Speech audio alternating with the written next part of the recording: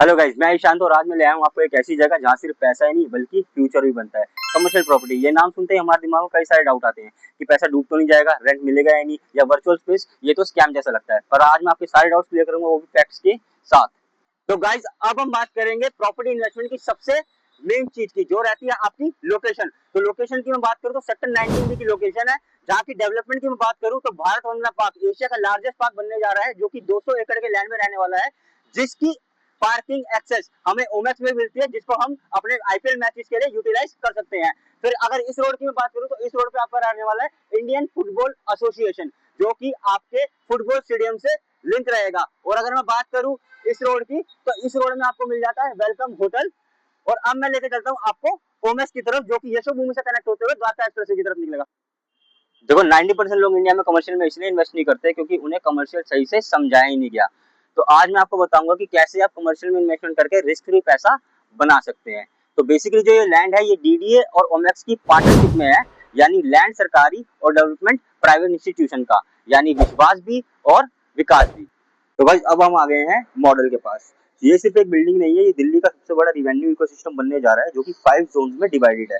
Ground floor से top floor तक हर shop street facing, 75% का रिटेल स्पेस, ऊपर फूड कोर्ट, 5 स्क्रीन मल्टीप्लेक्स और 22 घंटों का ओपन फूड जोन। चलिए, अब मैं मिलाता हूँ आपको एक एक्सपर्ट से, जो कि कमर्शियल इंडस्ट्री में पिछले 20 साल से हैं, ताकि आपके और मेरे, हम दोनों के डाउट क्लियर हो सके।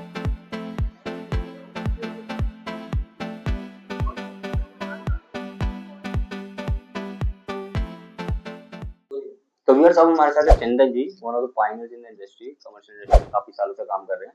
तो ये आपके सारे डाउट्स क्लियर करेंगे कि करके कि आप यहाँ पे इन्वेस्टमेंट क्यों करें, क्या रिलायबिलिटी है, कैसे डेवलपर आपको क्या फैसिलिटी प्रोवाइड करवा रहा है, और आपके जितने भी इश्यूज है, जितने भी कंसर्न, हम सारे एक एक करके चंदन जी से पूछेंगे और उनसे डिस्कस करेंगे। तो चंदन जी, कैसे हैं आप? बहुत अच्छे।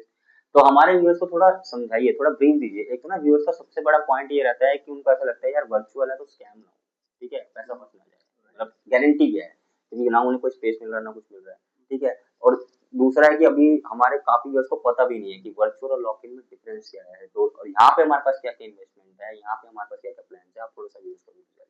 सबसे पहले अगर मैं बताऊं इस प्रोजेक्ट के लिए ओमेक्स ओमेक्स जो प्रोजेक्ट नेम है इसका और बेनिफिट का इस प्रोजेक्ट का किसी भी क्लाइंट के लिए ना, एक ना कोई सिंपल एक प्रोजेक्ट नहीं है। ये उनके लिए एक अपॉर्चुनिटी है जो ग्रैब करना चाहिए।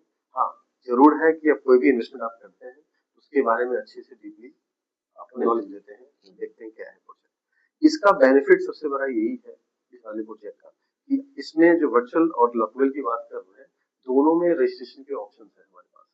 तो मेरे रजिस्ट्री जो हो कि गए। कापासेरा कोड से बीबीए में रजिस्टर होता है, जबकि जनरली आपको प्रोजेक्ट कहीं भी किसी भी प्रोजेक्ट पे वर्चुअल में कोई भी रजिस्ट्रेशन प्रोसेस नहीं नहीं। आता। दूसरा, हम जिस प्रोजेक्ट की बात कर रहे हैं, ये सिर्फ रेरा अप्रूव प्रोजेक्ट नहीं है। ये प्रोजेक्ट जीडीए के साथ ट्रिपल पी मॉडल पे बनाया जाता है। जीडीए आपका सेंट्रल गवर्नमेंट की बॉडी है, जिससे एक ट्रस्ट जनरेट होता है क्लाइंट के पॉइंट ऑफ व्यू से, कस्टमर पॉइंट ऑफ व्यू से। ये उनके लिए ट्रस्टेबल और सिक्योर प्रोजेक्ट।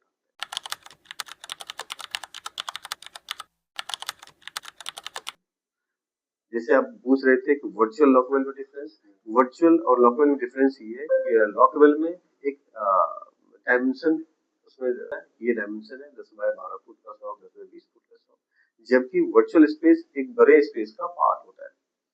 इसका बेनिफिट किसी भी मॉल की अगर हम बात करें, चाहे द्वारका के मॉल हो या दिल्ली शहर में किसी भी मॉल चलता हुआ आपको दिख रहा है, उसका है कि उसमें जितने भी ब्रांड आते हैं वो कोई 2000, 3000, 5000, 10,000 फुट में आते हैं, कोई 200, 400, 500 फुट पे नहीं आते। अगर आपने 200, 500 फुट के अगर लोकेबल स्पेस भी लिया है आपने, फिर भी वो जो यूज होता है ब्रांड के पास एज ए वर्चुअली होता है।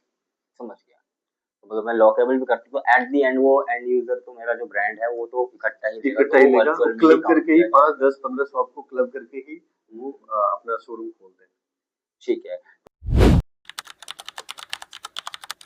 तो अभी मैं आपसे पूछूं कि जैसे हमारे पास क्या क्या अभी अवेलेबिलिटी है, क्या क्या हम अपने व्यूअर्स को प्रोवाइड करा सकते हैं, क्या क्या हमारे पास कौन कौन सी इन्वेस्टमेंट प्लान अवेलेबल है।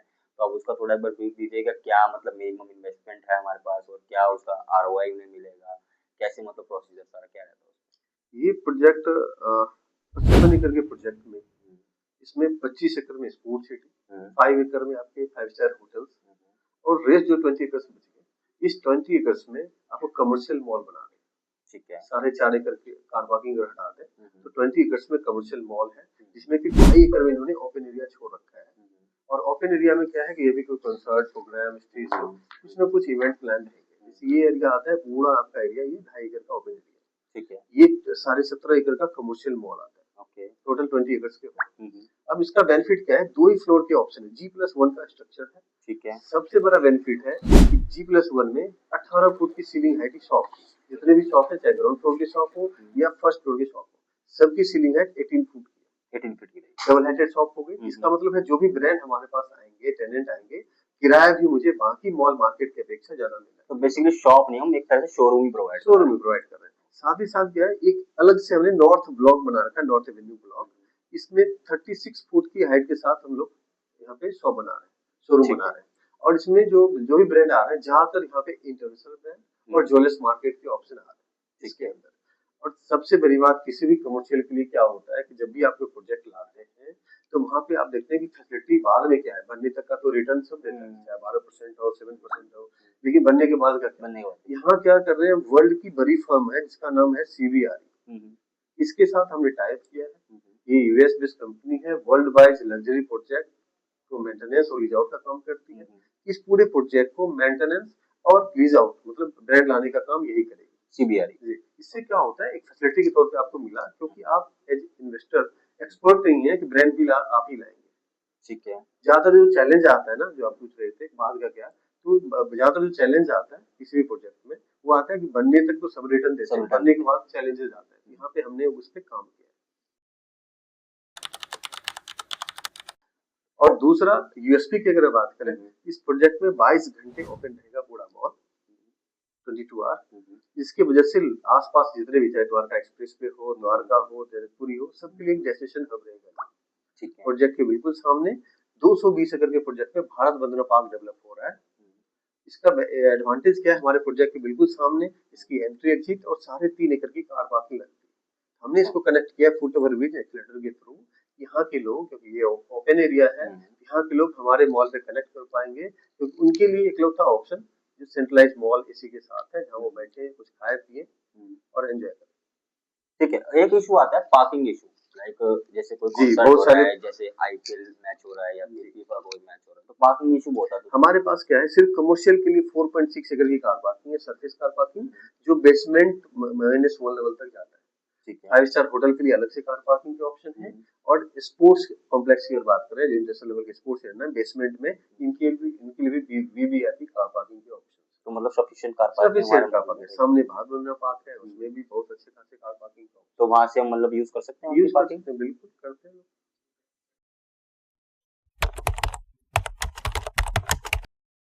तो जैसे कि मार्केट में और भी बहुत सारे ब्रोकर्स हैं, तो व्यूअर्स हमारे थ्रू ही क्यों ओमेक्स में इन्वेस्ट करें, क्या उन्हें एज मिलती है मार्केट से हमारे? राइट, कंपटीशन का दौर बहुत फास्ट है और बहुत कॉम्पिटिटिव माहौल है, तो इसमें सबसे बड़ा फैक्टर आता है सर्विस।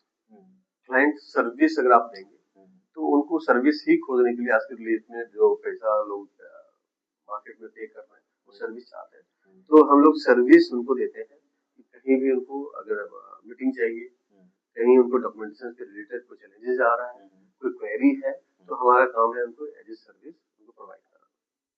ठीक है। तो मतलब मार्केट की जो बेस्ट सर्विस है हम प्रोवाइड करा रहे हैं। बिल्कुल। और हमें ओमेक्स से कुछ एज मिलती है क्योंकि हम काफी टाइम से ओमेक्स से काम कर रहे देखिए, हैं और कमिटमेंट जो भी हम लोग करते हैं उसको फुलफिल कराते हैं, ये सबसे पहला प्रायोरिटी होता है। तभी इन्वेस्टर भी आपको एक रेफरेंस देते हैं। अदरवाइज अगर आप सर्विस जो लोगों को आपने कमिट कराया अगर नहीं करते हैं, तो वो भी रेफरेंस पे दे देंगे ना। तो चंदन जी, अच्छा लगा आपसे मिलके। होप व्यूअर्स आपके जितने भी सारे डाउट्स हैं हमने क्लियर कर दिए होंगे। चंदन जी ने आपको बहुत अच्छे से एक्सप्लेन किया है कि कैसे आपको मार्केट से यहाँ पे एज मिलेगी, क्या आपकी इन्वेस्टमेंट रहेगी, क्या आपका प्लान रहेगा, हर एक चीज ब्रीफली आपको एक्सप्लेन की है। होप आपको वीडियो पसंद आई होगी। तो अगर आपको वीडियो पसंद आए तो चैनल को लाइक शेयर सब्सक्राइब जरूर करें।